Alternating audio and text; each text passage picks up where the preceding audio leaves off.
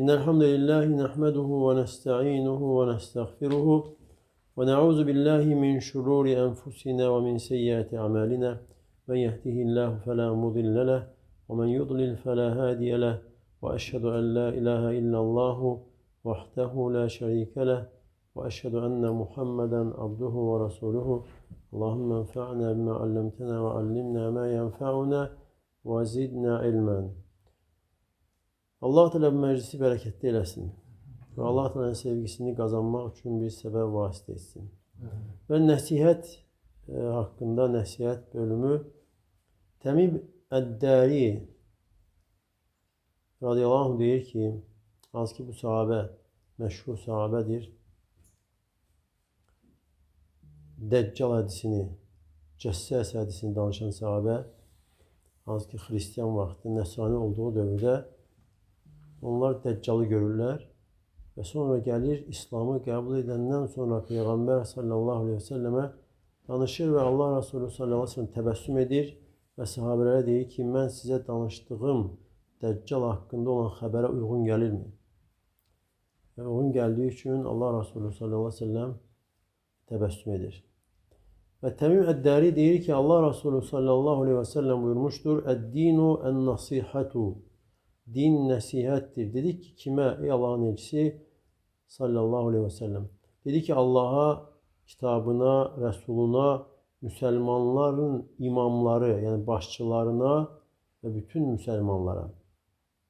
Ve bu hadis kısa, balaca hadis olmasına bakmayarak lakin değeri, əzəməti büyüktür ve dinde nasihatin yerinin ne kadar büyük olduğunu açıklayır. Ve bizim üzerimize düşen Allah Teala'nın dinine emel etmek, yerine getirmektir. Ve din de bütövlükte nasihat üzerindedir. Allah'a, kitabına, Resuluna sallallahu aleyhi ve sellem, Müslüman imamlarına ve bütün Müslümanlara. Ebu Davud Es-Sicistani deyir ki, fiqh yani Allah Teala'nın dini, ilim, dini ilimler 5 hadis etrafında dolaşır. Ve bu hadislerin 5'i de İmam Nevavi'nin 40 hadis kitabında zikr olunur. Din bütövlükte bu 5 hadis etrafındadır. Birinci, el-halal beyin ve haram beyin. Halal da açık aşkar aydındır. Haram da açık aşkar aydındır. İkinci, la darara ve la dirara. Ne zarar yoktur ne ki zərərə karşılık zarar. Üçüncüsü, əməllər niyyətlərə görədir. Dördüncüsü, din nəsihətdir. Beşincisi ise size neyi qadağan ettimsə ondan uzaq durun, neyi əmr ettimsə bacardığınız qədər yerinə yetirin.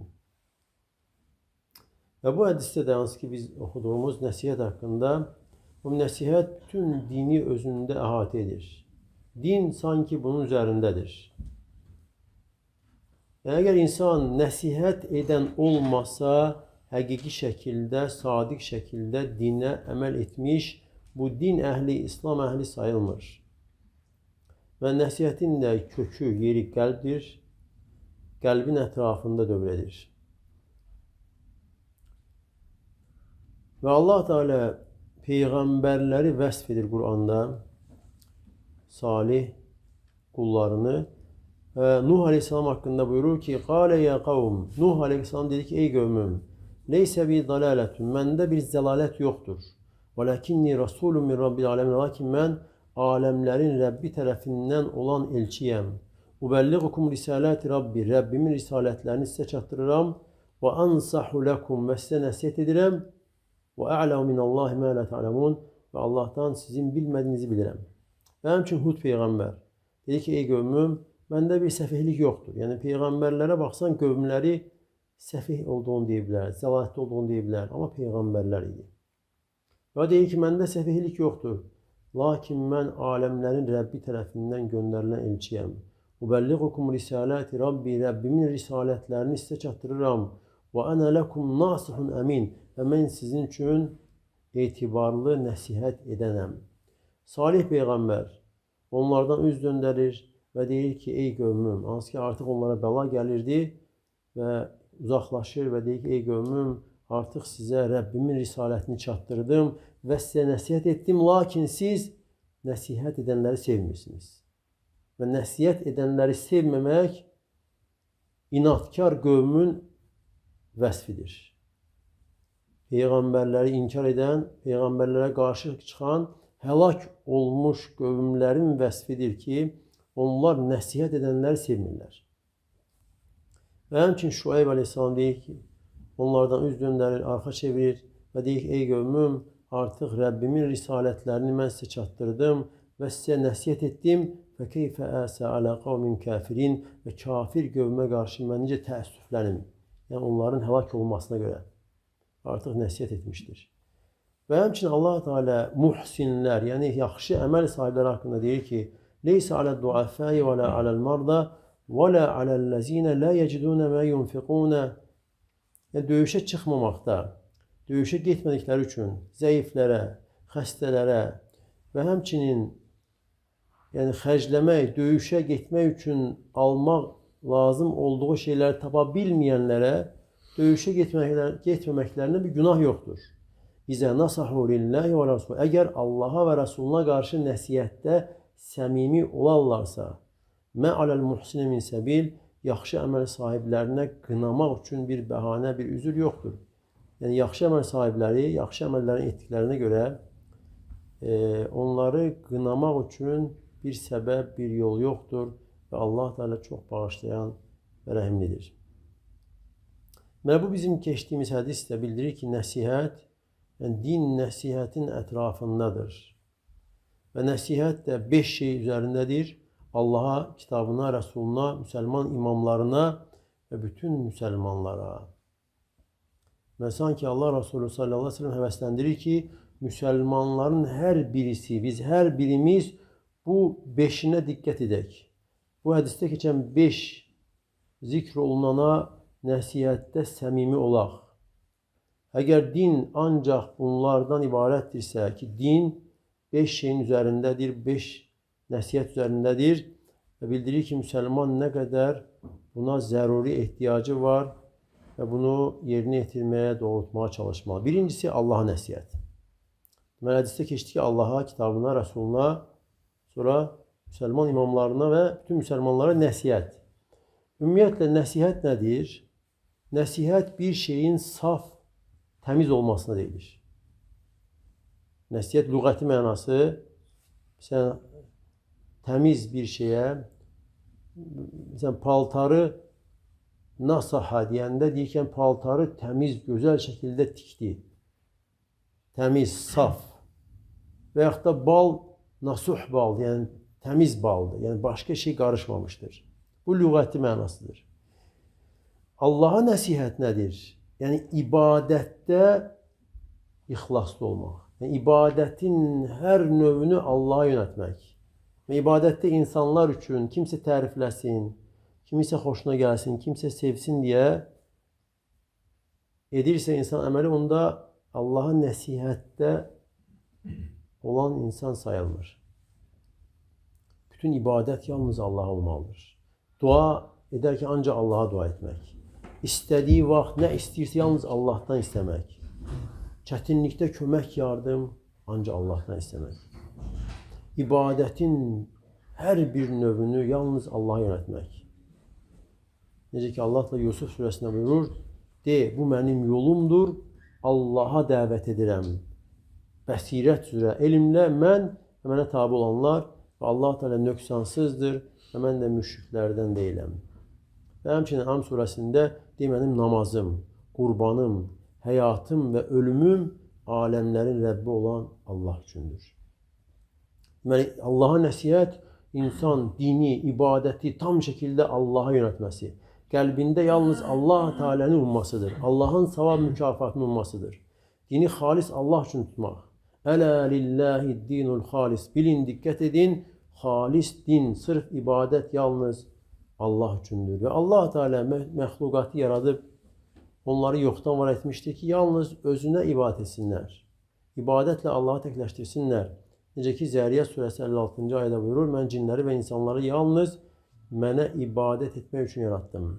Və bu ibadət Allah Teala haqqıdır, biz qullar üzərində. Ki, biz bunu doğrultmalıyıq. Allah Resulü sallallahu aleyhi ve sellem Muaz'a deyir ki, ey Muaz, bilirsənmi Allahın qullar üzərində haqqı və qulların Allah üzərində haqqı nədir? Deyir ki, Allah və Rəsulü daha yaxşı bilir. Deyir ki, Allahın qullar üzərində haqqı odur ki, yalnız ona ibadət etsinlər, heç bir şey ona şərik qoşmasınlar. Və qulların da Allah üzərində haqqı odur ki, ona heç bir şey şərik qoşmayana əzab verməsin. Heç bir şey. Deməli, Allaha nəsihət tövhidlə olur. İnsan bütün ibadətini yalnız Allaha yönətməsi, yəni qəsdi, əməli edərkən qəlbindəki o məqsədi, qəsdi ancaq Allah olmalıdır. Allahı təzim etmək və Allahı gözəl şəkildə tanımaq. Dini ixlasla Allah üçün etmək və həmçinin şirkdən və şirkin bütün növlərindən uzaq olmaq, riyadır, özünü göstərməkdir, eşitdirməkdir və s. Və daim Allaha itaətdə davamlı olmaq, bunu qorumaq, namazı, orucu, zəkatı və başqa bütün ibadətləri qorumaq, mühafizə etmək ki, Allah üçün ibadət edənlərdən sayılsın. İkinci, Allahın kitabına nəsihət. Yəni, birinci gəldi Allahın nəsihət, sonra kitabına. Üçüncü nə idi? Peyğəmbərlərə nəsihətdə, Allahın elçisinə. Və Allahın kitabına nəsihət, Allah Teala'nın kitabını təzim etmək. Allah Teala'nın kitabını dəyərləndirmək. Və bilmək ki, bu Allah Teala'nın kəlamıdır. Allah Teala'nın nazil etdiyi vəhidir. Aləmlərin Rəbbi olan Allahın kəlamıdır. Əgər Allah Teala biz insanlara qüdrət verməsəydi, biz insan Allahın kəlamını oxuya bilməzdik. Necə ki, insan Allah Teala'nı görə bilməz dünyada. Musa Aleyhisselam deyəndə ki, Rabbi ərini əndur ileyk. Ey Rəbbim, mənə özünü göstər, sənə baxım. Allah da nə deyir? Qalilən tərani, sən məni görə bilməzsən. Və ləkin undur iləl cəbəl, lakin dağa bax. Fə in istəqarra məkənəhu fəsəvfə tərani. Əgər dağ yerində qalsa, sonra sən məni görərsən. Fələmmə təcəllə rabbuhu lil cəbəli cəaləhu dəkkə. Nə vaxt ki, Rəbbi dağa təcəlli etdi, dağ parça-parça oldu. Və Musa Aleyhisselam bayıldı, özündən getdi. Fələmmə əfəqə, nə vaxt ki, ayıldı, dedi ki, Subhanəkə, sən nöqsansızsan. Yəni, insan Allah Teala'nı görə bilməz dünyada, taqəti çatmaz. Lakin cənnət əhlinə, Allah Teala cənnət əhlinə və Allah Teala bizi cənnət əhlinə etsin və özünə tamaşa etməyə Allah Teala müvəffəq etsin. Allah Teala cənnət əhlinə o qüdrəti verəcək ki, onlar Allahı görə biləcəklər. Və Allahın kəlamı da əzəmətlidir. Əgər Allah Teala insana o qüdrəti, bacarığı verməsəydi, insan dünyada Allahın kəlamını oxuya bilməzdi. Ona görə Bədəvi ərəb, Əsməidən eşidəndə, Əsməi hansı ərəb qəbilələrindən olur, qrammatika alimi olur, dilçi. Və onu görəndə yolda rastlaşır, onunla Bədəvi dəvə üstündə olur. Deyir, hardan gəlirsən? Soruşur, kimlərdənsən, kimsən, nəçisən bilir. Və sonra deyir, hardan gəlirsən? Əsməi deyir ki, mən elə yerdən gəlirəm ki, orada Allahın kəlamı oxunur. Bədəvi ərəb təəccüblənir. Deyir, Allahın kəlamını Adəm övladı oxuyur. Yəni, təəccüblənir, Allah Teala'nın kəlamını, əzəmətli, uca Allahın kəlamını Adəm övladı, yəni bu naqis insan oxuyur.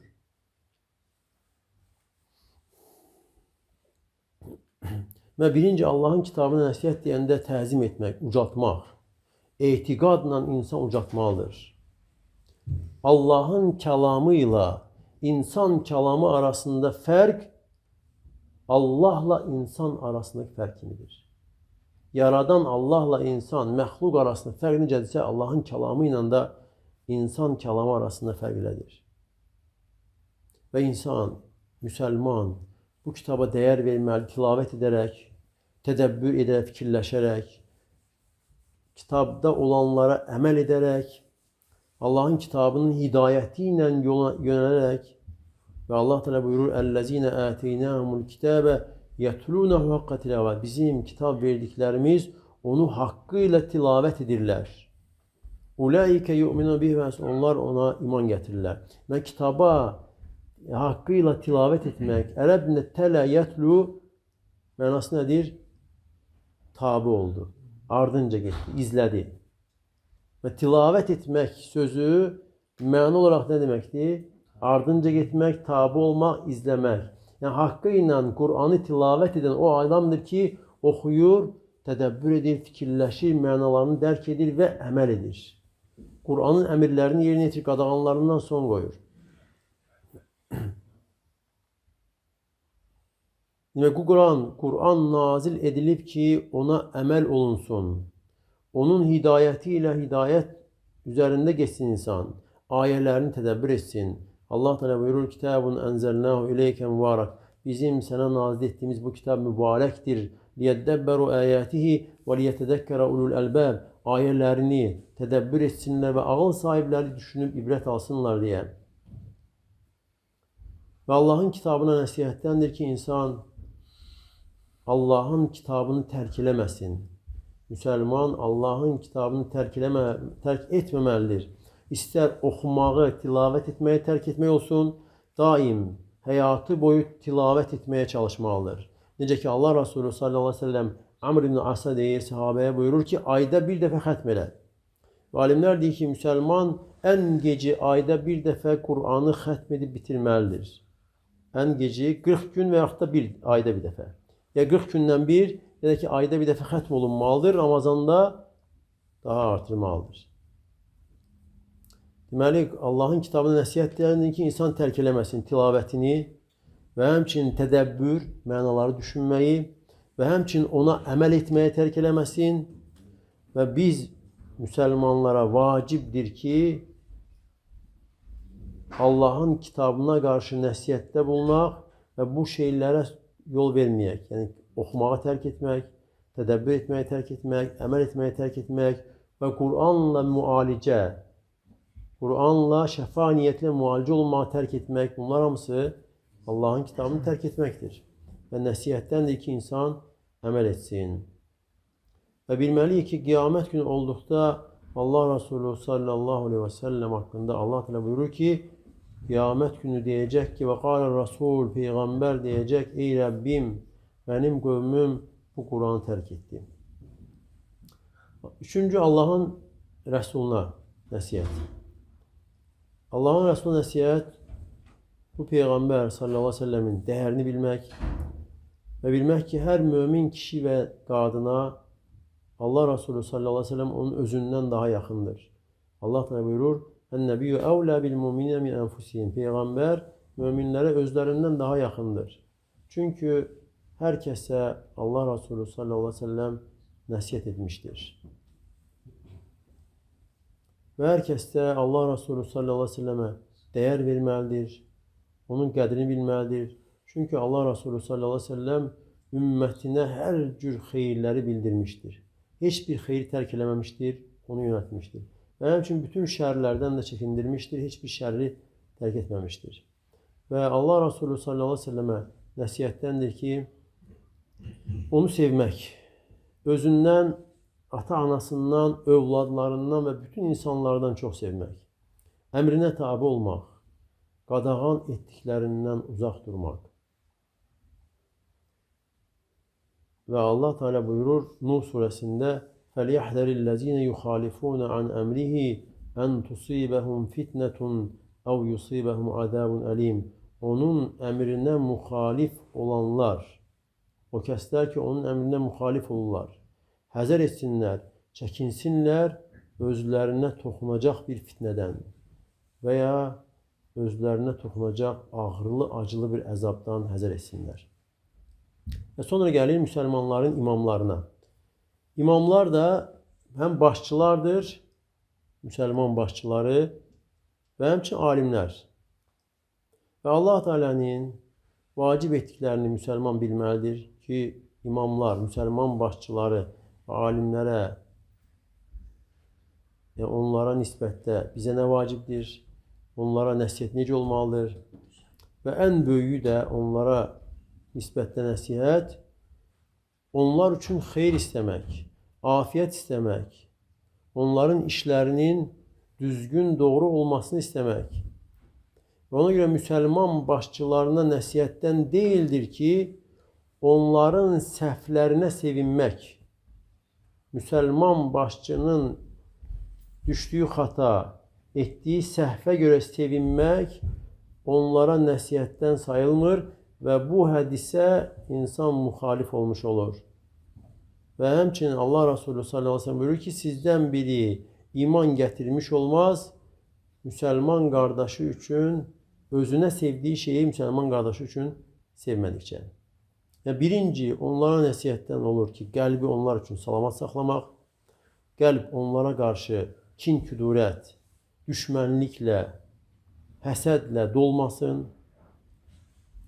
və həmçinin dili onlara qarşı salamat saxlamaq, dildə onların eyiblərini danışmaq, onları təhqir etmək, onların dəyərini aşağılamaq olmamalıdır. Onlar üçün xeyir duaları etmək lazım. Başçılar və həmçinin alimlər üçün Allah Teala'ya dua etmək, onlar üçün xeyir istəmək, onların islahı, onların hidayətini istəmək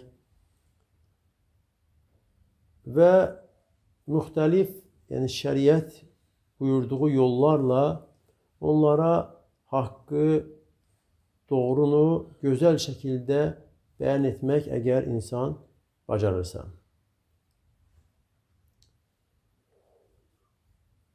Və hər kimdə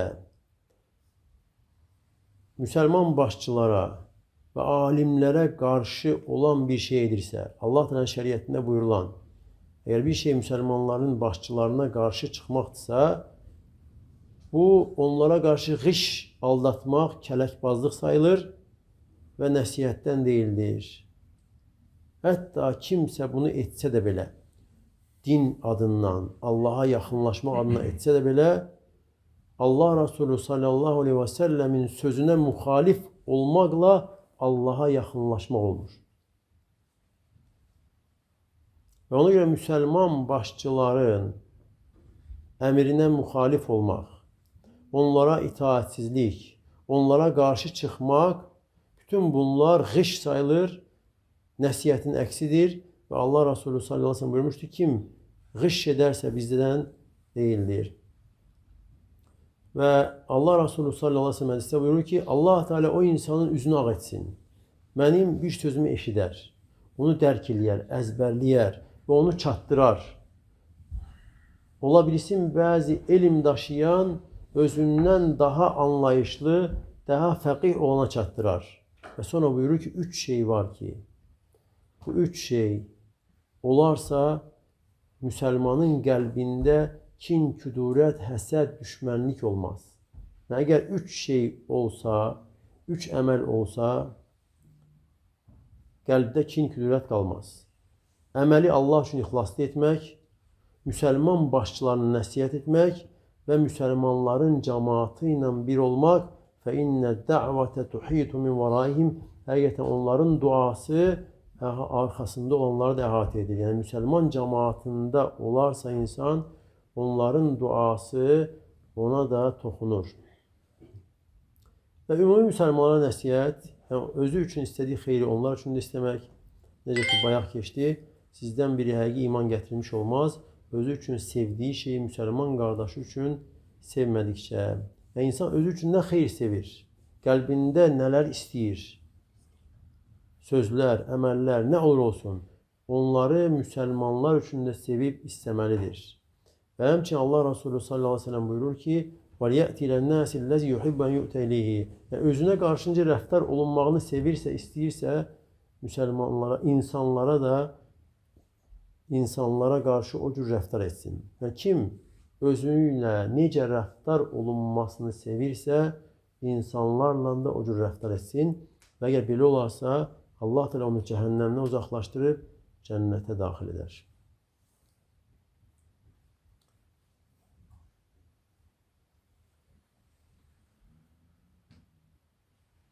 Cərir ibn Abdullah deyir ki, mən Allah Resulü sallallahu aleyhi ve selləmə beyət etdim ki, bütün müsəlmanlara nəsihət edəcəm deyə. Onlar üçün xeyir istəyəcəm, onlara xeyir verməyə çalışacağım. Əbu Hüreyrə deyir ki, Allah Resulü sallallahu aleyhi ve sellem buyurmuşdur, müsəlmanın müsəlman üzərində haqqı 6'dır. Dedilər ki, Allahın elçisi hansılardır? Dedi ki, qarşılaşanda ona salam vermək,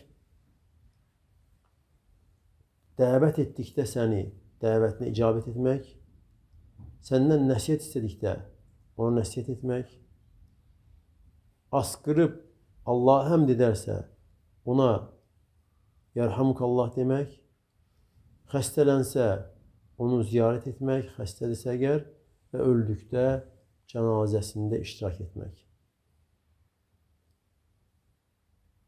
Və Allaha nəsihət, Allaha tövhiddir.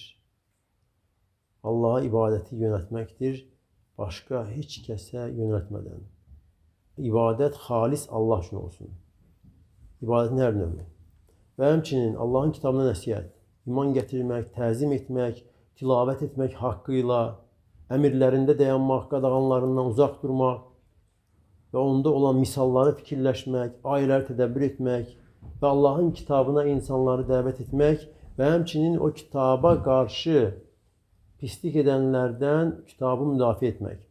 Allahın elçisinə nəsihət, ona iman, onu təzim etmək, ona itaat etmək, onun sünnəsini yaşatmaq və Allah Resulü sallallahu aleyhi ve sellemin hədislərini insanlara çatdırmağa çalışmaq.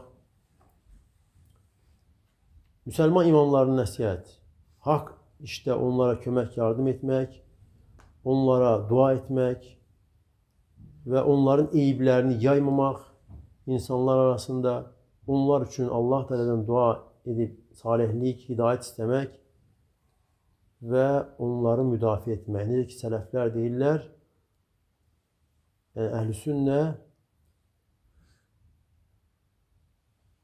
insanlar yanında başçının müdafiəsindədir.